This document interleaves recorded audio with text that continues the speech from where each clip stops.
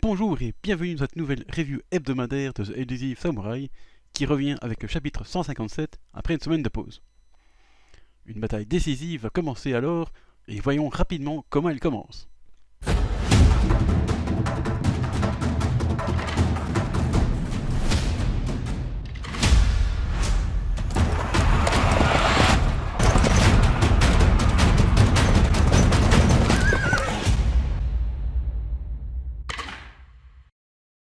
La bataille commence donc avec Akie qui attaque le premier, donnant l'ordre de décocher une pluie de flèches sur les armées Ashikaga dirigées par le terrible Moronao.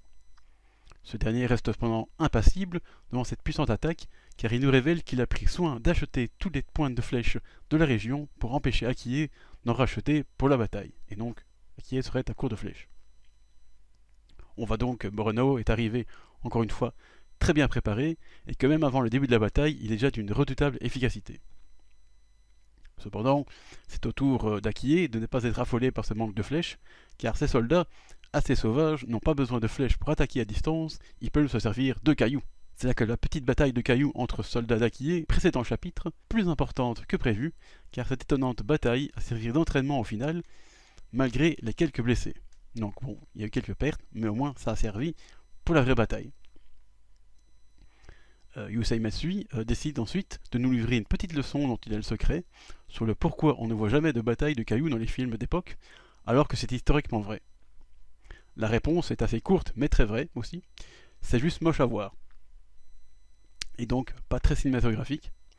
Je n'y avais jamais pensé, mais c'est sûr que c'est plus beau de voir une bataille d'archers avec des flèches volant dans le ciel qu'une bataille de cailloux qui fait, comme le souligne bien Yusei Matsui, très préhistorique. Et dans un film de samouraï, ça le fait pas trop. Hein. Ça casse un peu la noblesse du samouraï, alors que bon, forcément, un samouraï, ça se veut noble, mais bon, je pense que ça n'a pas toujours été.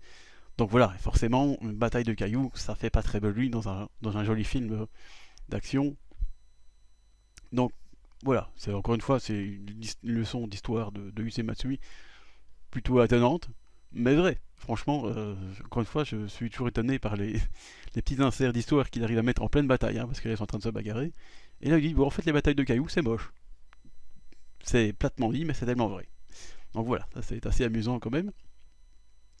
Mais de retour sur la bataille, Moronao ne se laisse toujours pas affecter et tente de traverser à un endroit moins profond, mais cette fois-ci, c'est Shizuku qui défend parfaitement avec des bateaux fluviaux sur lesquels les soldats mitraillent de flèches des soldats tentant la traversée. Donc dans un jeu d'attaque et de contre-attaque, Moronao fait réapparaître Mima qui utilise à nouveau ses pouvoirs divins pour incendier les bateaux de Shizuku.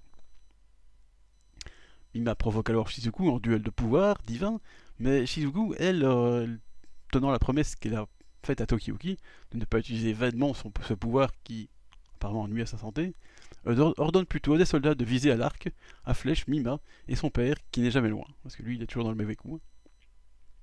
Et elle est très maligne parce qu'elle dit effectivement quand Mima et son père sont attaqués, elle est perturbée et du coup ça affaiblit son pouvoir divin et du coup ça marche moins bien. Donc encore une fois, Shizuku elle est vraiment maligne sur ce coup-là. Donc forcément ça suffit à les faire battre en retraite, à la grande frustration de Mima qui espérait au moins tuer Tokiyuki, comme à chaque fois, mais bon, elle n'y arrive pas. Donc on voit bien qu'en plus d'être une excellente stratège, Shizuku sait garder son sang-froid et être fidèle à sa promesse. Elle prend vraiment de l'ampleur dans ces derniers chapitres, je trouve d'ailleurs, et c'est assez appréciable car elle était auparavant pas très développée et toujours dans l'ombre d'Ayako et Kojiro, bien plus exploitée. Bon, elle avait un travail essentiel dans l'ombre, hein, donc c'est l'intendance et tout ça. Hein. Donc ça, il n'y a pas à dire, c'est vraiment très important. Mais on la voyait beaucoup moins que les deux autres. Et ici, je pense que depuis quelques chapitres, hein, donc où elle a vraiment repris la stratégie à son compte, hein, à la place de Fubuki qui est parti de l'autre côté, franchement, là, elle s'émancipe vraiment et elle se développe beaucoup. Et ça fait plaisir de voir que bon, tous les insaisissables commencent à être bien développés. Bon, il y a encore Gemba et Natsu, bon, c'est pas encore tout à fait ça, mais ça va arriver, je suppose. Donc voilà, ça fait plaisir que Yusei Matsui fasse un petit focus sur Shizuku qu'on n'avait jamais vraiment beaucoup vu dans les précédents chapitres. Donc voilà, en fait, c'est déjà là-dessus que se termine le chapitre. Hein. Ça peut paraître court, à dire comme ça vocalement, mais il y a quand même 20 pages, hein. Et bon, c'est qu'un chapitre, mais voilà, c'est très court, mais c'était très intense quand même.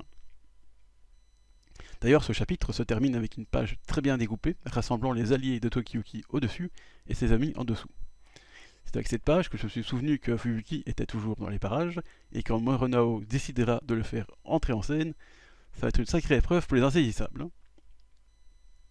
D'ailleurs, quelques chapitres auparavant, Tokiyuki disait avoir des stratégies à utiliser contre Moronao venant de Masashige Kusunoki, hein, donc presque son maître de la fuite, mais aussi un dieu de la guerre, comme on l'appelait.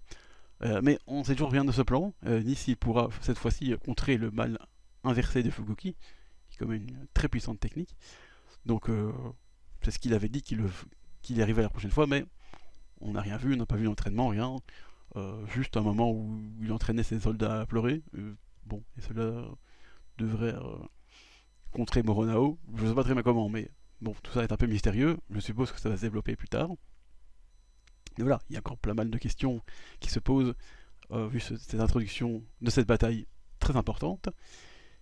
Donc voilà, en conclusion, hein, comme je l'ai dit, c'était une bonne introduction à la bataille avec beaucoup d'attaques et de contre-attaques, tout aussi bien pensé, et donc difficile pour le moment de savoir qui va l'emporter. Hein, vraiment, je veux dire, je vais pas parler beaucoup du chapitre, mais voilà, c'était très bref, mais en même temps, il y a quand même pas mal de choses qui sont passées en même temps. On voit que les deux adversaires sont vraiment au taquet, malgré que Akie a quand même un déficit d'hommes et de flèches, mais apparemment, vous voyez que ça n'a pas beaucoup d'importance. Et donc voilà, que va-t-il se passer Ça, c'est difficile à dire. Je dirais aussi que c'était sympa de revoir Mima et son père, même si, bon, encore une fois, il se cantonne juste à une apparition éclair, hein, et à chaque fois. Et bon, même si ici ça permet un petit développement de Shizuku, hein, donc on voit qu'elle tient sa promesse, ça c'est bien. Mais voilà, j'ai l'impression qu'ils sont là juste, hop, pouf, on va faire un truc, puis on s'en va, quoi. Bon, c'est une technique aussi, hein, c'est une bonne stratégie, hein, c'est du hit and run, comme on dit. C'est bien, mais je sais pas, je m'attendais à un trait un peu plus. C'est bien de la revoir, hein, ça faisait longtemps. Mais bon, hein, s'il pouvait un peu développer, ce serait quand même plus cool. Peut-être qu'elle va revenir par après, je sais pas. Donc ça, c'est juste pour ce chapitre. Et donc voilà, c'est tout ce que j'avais à dire sur ce chapitre. Et donc je vous dis à la semaine prochaine. Au revoir.